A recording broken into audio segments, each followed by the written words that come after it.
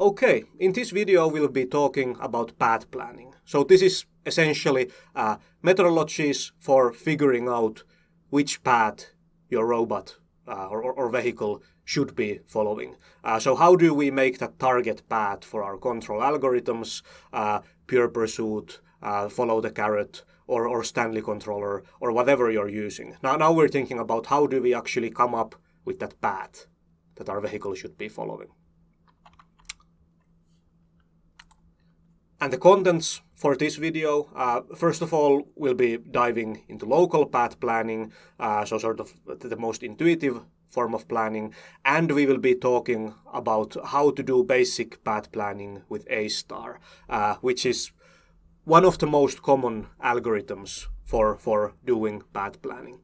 And after that, we will basically be talking about other types of path planning that are involved when you're doing the decision making on an automated vehicle. And the learning outcomes of this session are aligned with the contents. So first of all, after this video, you should have the knowledge on how to do a basic A-star implementation for local path planning. And secondly, you should be able to recognize the different planning tasks that are related to the decision making of an automated vehicle. Okay, so to kind of first give the big picture, so where this path planning kind of how it fits the big picture of your autonomous vehicle software stack. Here's the AutoWare stack in software stack in one picture, and we can see that we have planning here. So essentially that the planning block is typically feeding the targets for the control. So we are feeding the path that our control should be following. And as inputs, we are getting basically scene understanding from the perception. Maybe there's an obstacle on the way, obstacle avoidance, things like these. Secondly, we are, of course, very important, getting our own vehicle's location, which is fed to the planning, and also very importantly map data. So typically when you're doing path planning, you need to know your own location, you need to have access to some sort of map, and you also need live perception data to monitor that the path is surely something that we will be able to follow. But okay, let's start with the most intuitive form of planning, so local planning. And this is all about the low-level planning of the short-term route that your vehicle should be following. So if we look at this picture here on the bottom right, and here in blue we would have our own autonomous vehicle. Basically, the local path plan gives us the path that our control should be following. So kind of like the immediate path that we are planning for our vehicle to take.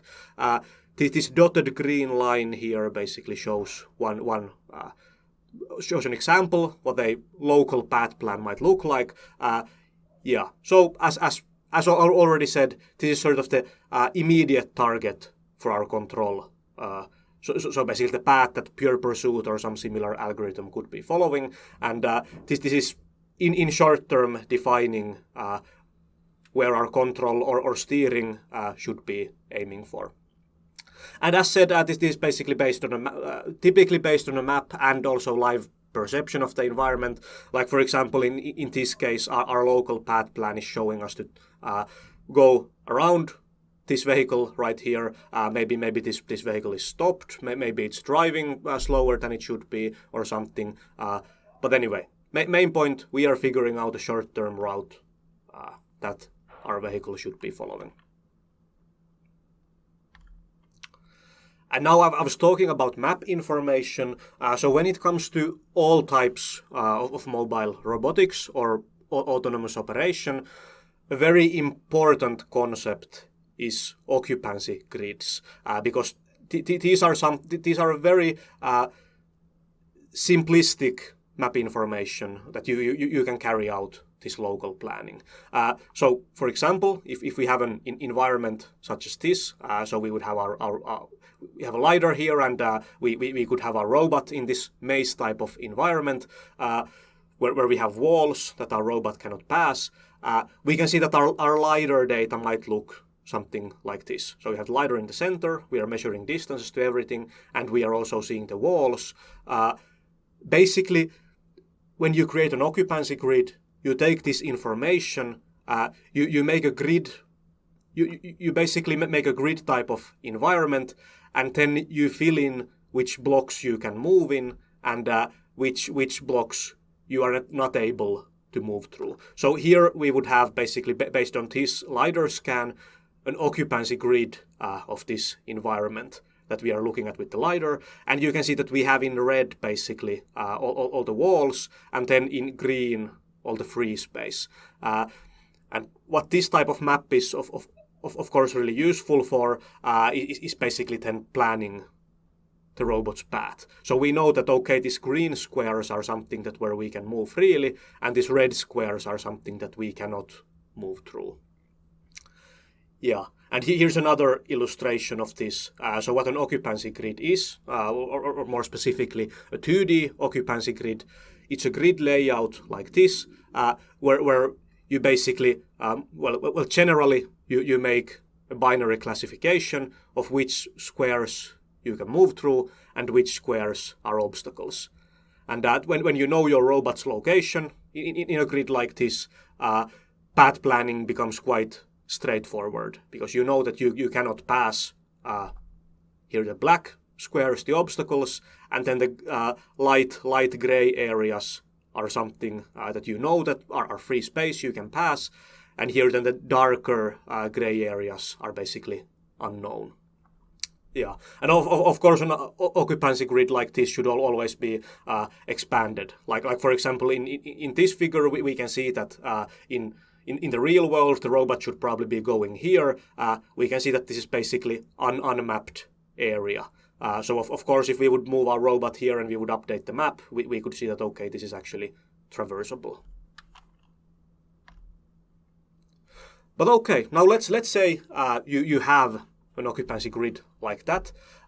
Let's go through step by step how you would go to make an actual path plan with this type of map information or occupancy grid environment. So our task now is basically here in the blue circle we have our robot, and then here at the green star we have the goal of where we actually want to go. And yeah, here we have an occupancy grid, a fully known occupancy grid. So all white squares are basically squares that we know we can pass through, and then in black we basically have obstacles or basically squares that we know we cannot pass through. So yeah, this is sort of a fully known occupancy grid, no unknown squares involved. Yeah, so okay, let's go through how we would use A star to find a robot for our path from here, from the starting position to the goal point.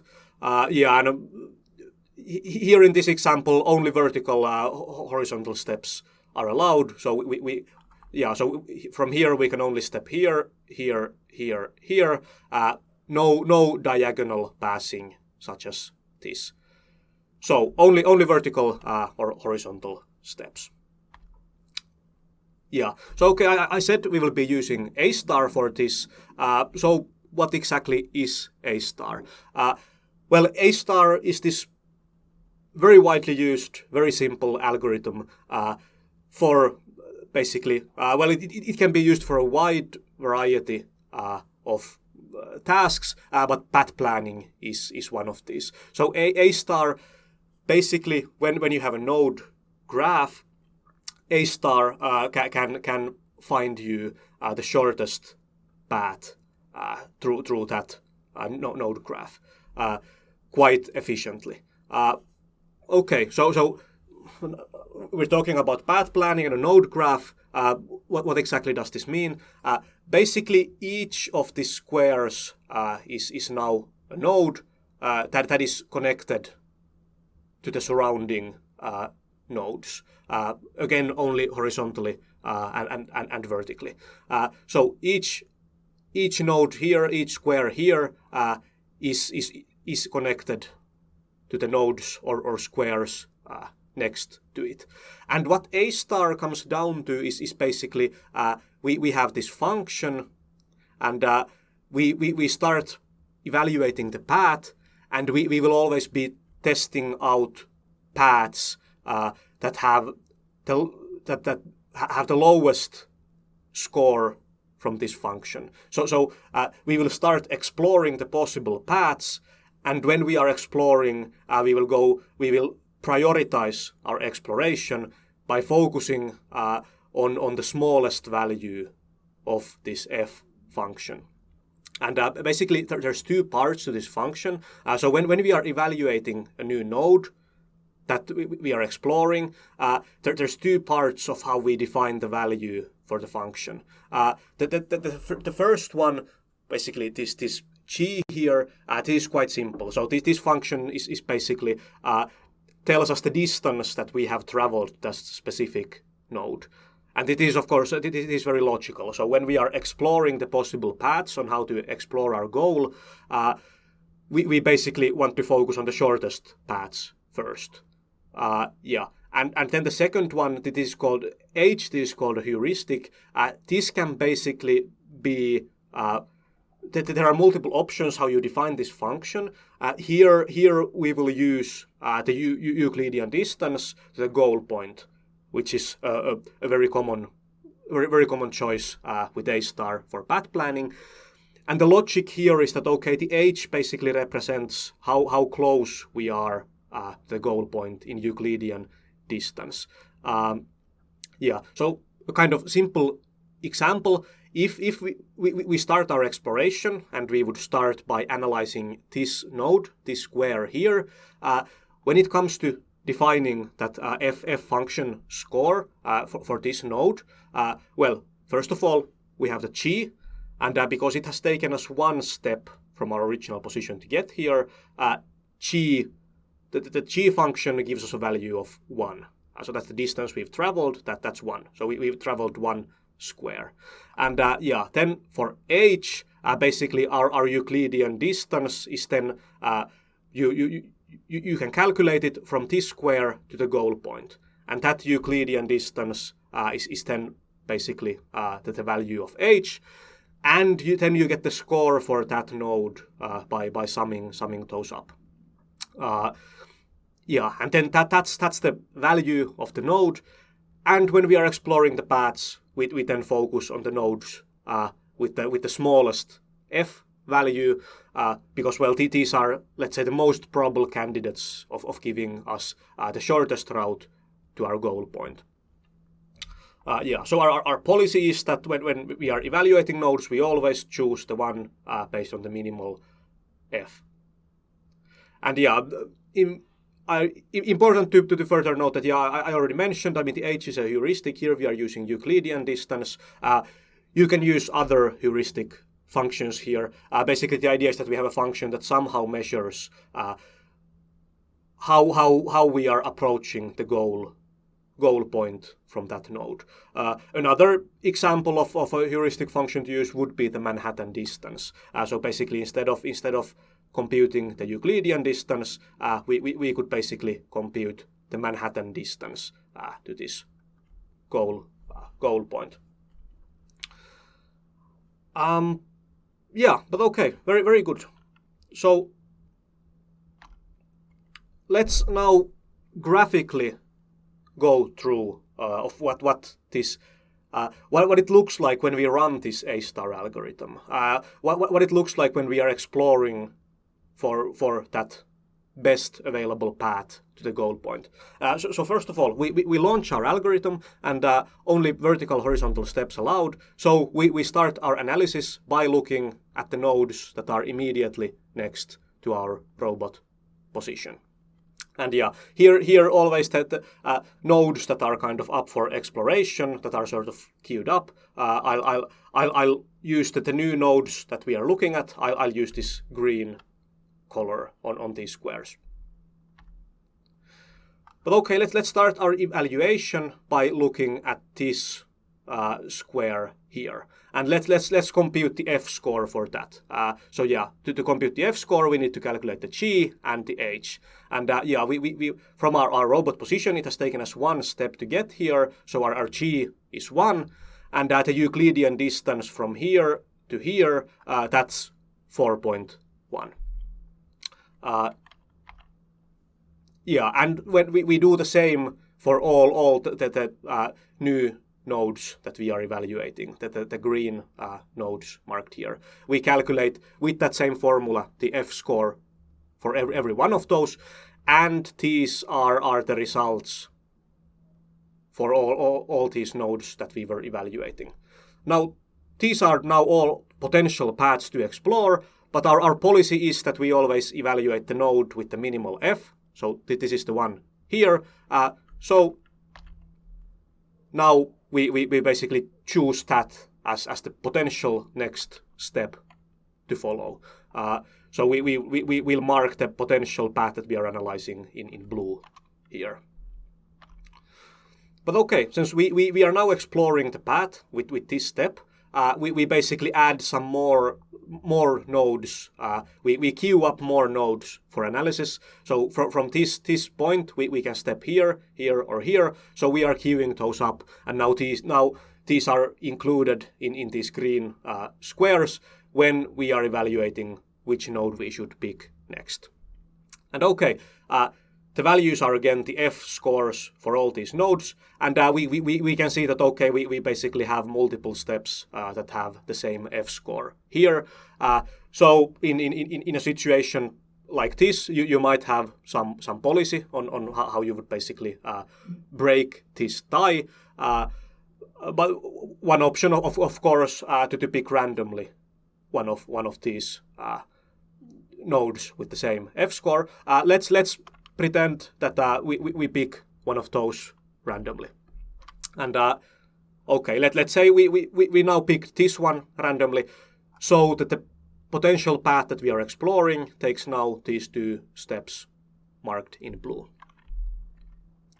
And next, again, we add another node as a possible next node to evaluate. And here we get the score of 5, the F score of 5. Yeah, and at this point we can then see that okay, actually these 2 nodes that we were looking at back here, since our policy is to always choose the next evaluated node based on the minimal F function score, we now see that okay, let's actually go back and evaluate some of these other paths. We again have two picks to choose from. Let's imagine that we random which one we choose next. Yeah, and we can now see that this path actually.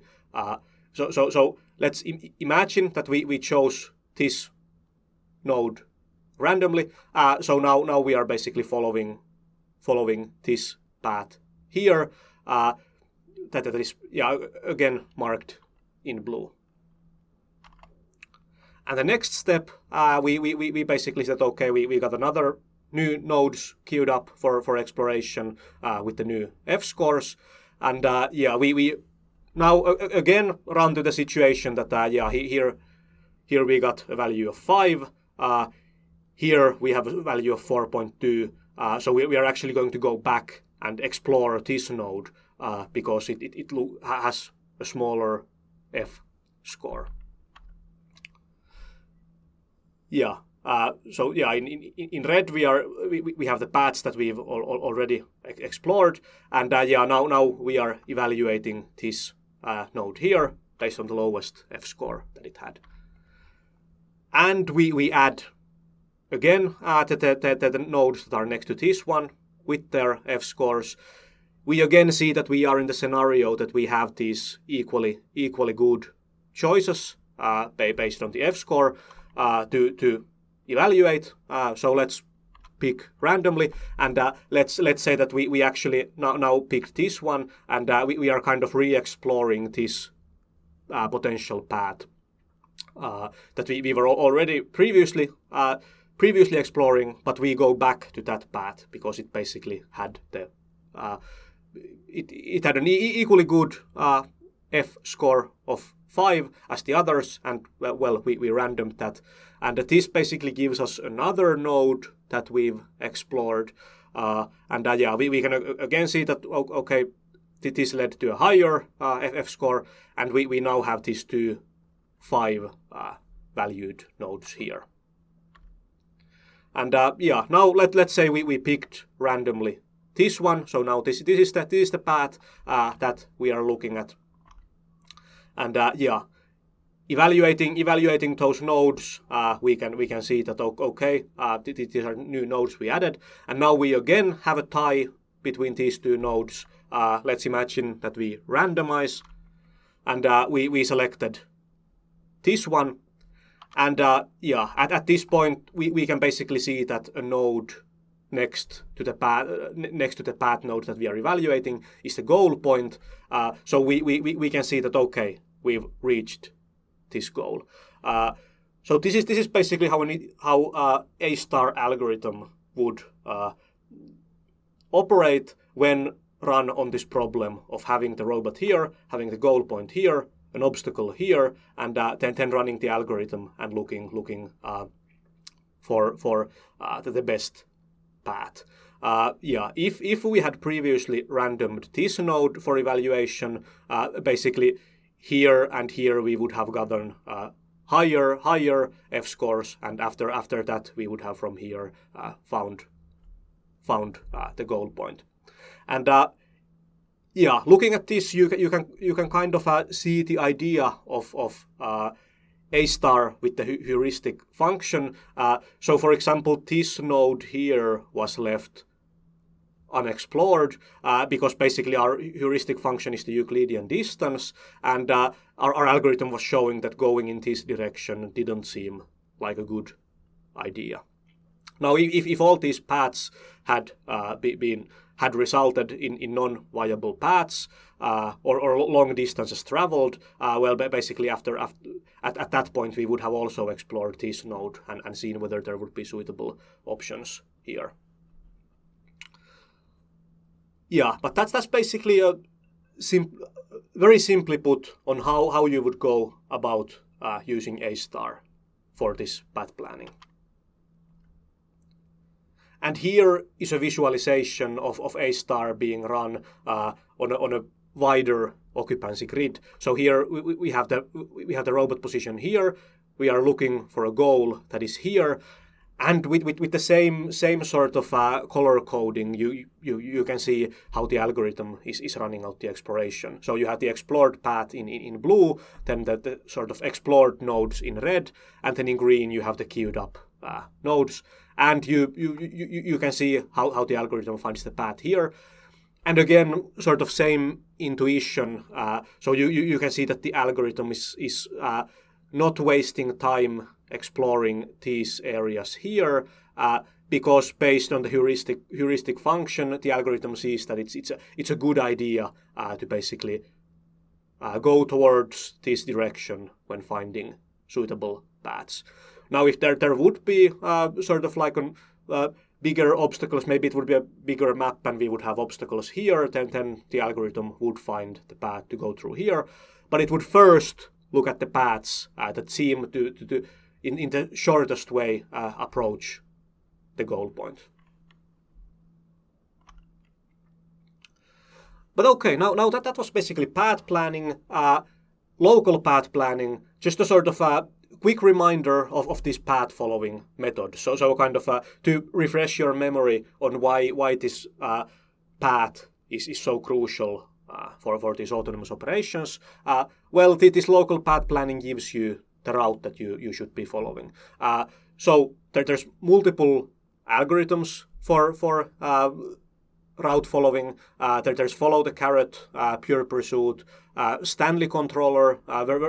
All these are very common choices to implement, and basically all these methods rely on a trajectory.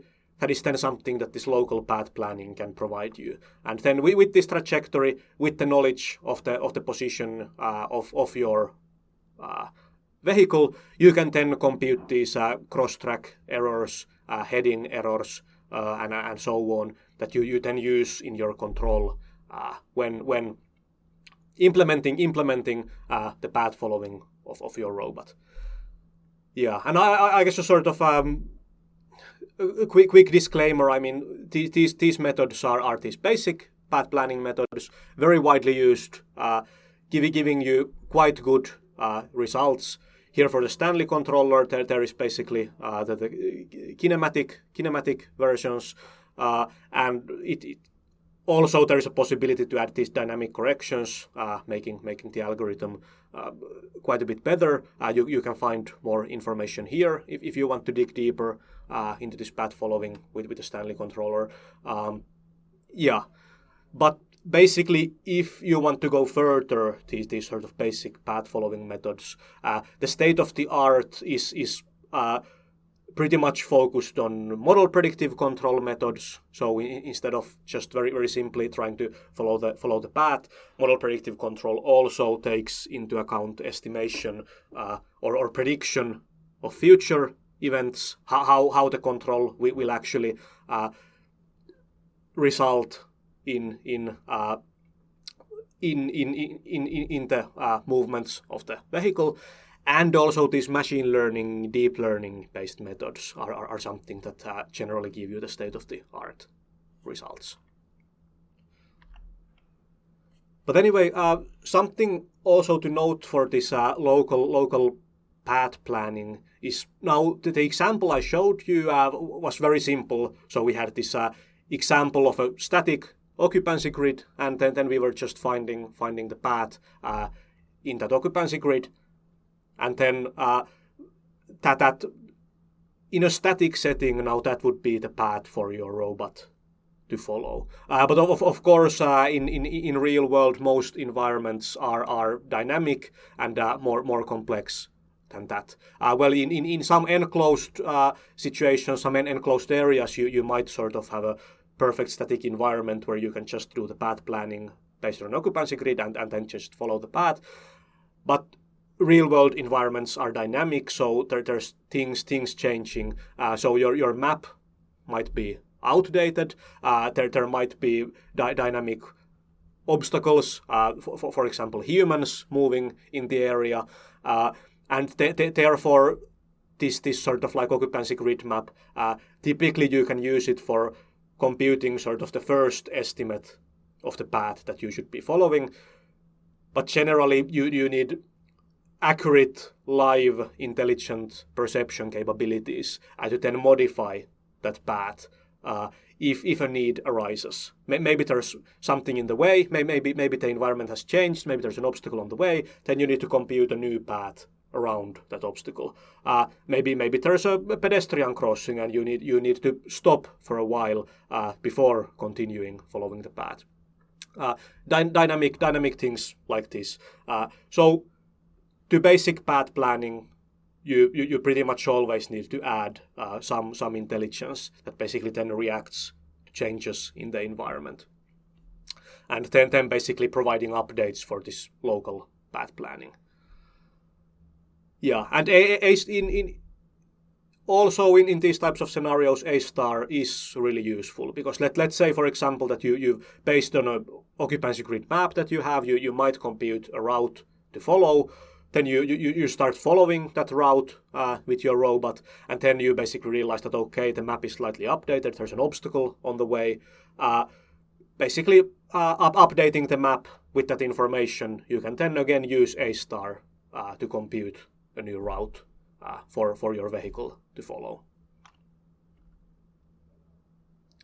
But okay, that was basically on how to use A star for path planning, and also explanations on what is local path planning. Let's now talk about the other forms of planning that you have when we are talking about automated vehicles, more specifically automated road vehicles. Now, global planning. So this is basically the local path planning was something for short term. Global path planning is now for large-scale planning. So something you would do with Google Maps, for example, when you're driving around. So if you need to get from the other side of the city to the other side of the city, you need to come up with a path to follow to basically go to the other side of the city. But using local path planning here doesn't really make sense, because you cannot, for long distances, you cannot typically make a very detailed plan that the vehicle should be following exactly. That would be computationally very, very demanding, and your map is likely very, very difficult to have an accurate enough map to make a very detailed path plan like that. So that's why we have a global planning. So sort of the long-term overall plan that your vehicle should be following. And this is kind of very intuitive to us as humans, because we are not thinking every single step of our driving actions for the entire route, but instead we are thinking, okay, we'll take this road and we'll arrive at this intersection, and then we'll turn right and take this road, arrive at the other intersection. And basically the same thing can be carried out via planning, and also with A-star. So previously we were working with these occupancy grids, where you kind of give these squares for the free space and obstacles. You can also use A-star in the fashion that basically instead of those squares being your nodes can be intersections that are linked to one another with roads.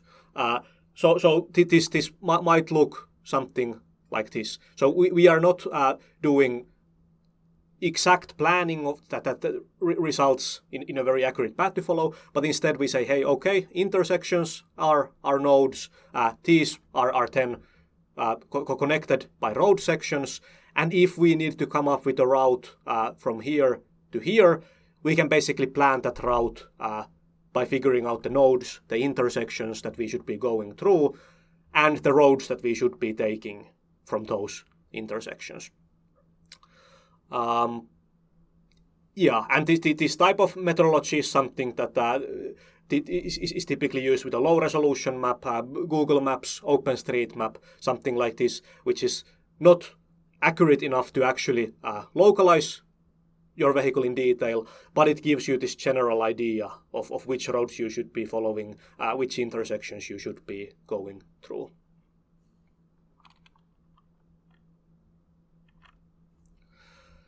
And okay, then other form of planning, behavior planning. Now the global planning is also something that can be applied for a wide variety of automated vehicles. But okay, this behavior planning is now something kind of the concepts can be adapted to other forms of automated mobile robots as well, but here this is sort of now very much from the automated road vehicle point of view. So global planning, local planning, those are sort of your basic steps of figuring out a long-term plan and then coming up with the short-term path plan, which your robot then tries to follow exactly. Now behavior planning, this is all about in your decision making, coming up with sort of distinct actions that you should be taking. Now it is, again, for road vehicles, this is quite intuitive because it's quite close to what humans are thinking as well. So behavior planning comes down to decisions such as keeping lane. So we might just say that, hey, let's keep this lane, and then basically based maybe on machine vision lane following, we will then just keep following that lane. Or maybe we want to change a lane. That's a decision we might be making, like, hey, let's switch to this other lane. Also yielding at intersections, overtaking, stopping for pedestrians, turning at intersections. These are sort of discrete actions that are kind of specific to the road vehicle domain. And this so it's when it comes to planning, it's not about just path planning, but also realizing the rules that affect the operating environment, and then basically making decisions. Like, for example, hey, a lane change, it is something that we would want to do, but maybe based on analysis of the traffic rules surrounding us, we can say that, okay, this is not actually a viable option for us to do. Or overtaking, we might see that, okay, the road is blocked, we need to make the decision, can we overtake or not? Again, depending on traffic rules, this might or might not be possible. So whereas the global planning and local planning were very much related to just figuring out the route we should be following, the behavior planning is basically acknowledging the rules in the operating environment, and also breaking down the operations in these discrete steps, and then thinking about can we execute these actions. So it's all about sort of choosing the right maneuver at the right time, and typically this type of planning is done with sort of quite simple state machines, behavior trees, so sort of rule-based systems. So you might say that, hey, we would like to overtake, and then you basically check from a list of rules whether the conditions are right that you can actually do this overtaking maneuver. And if your behavior planning decides that, okay, overtaking is a good idea here, then you might, for example, switch to your local path planning that then decides the detailed route on how to carry out that overtaking maneuver.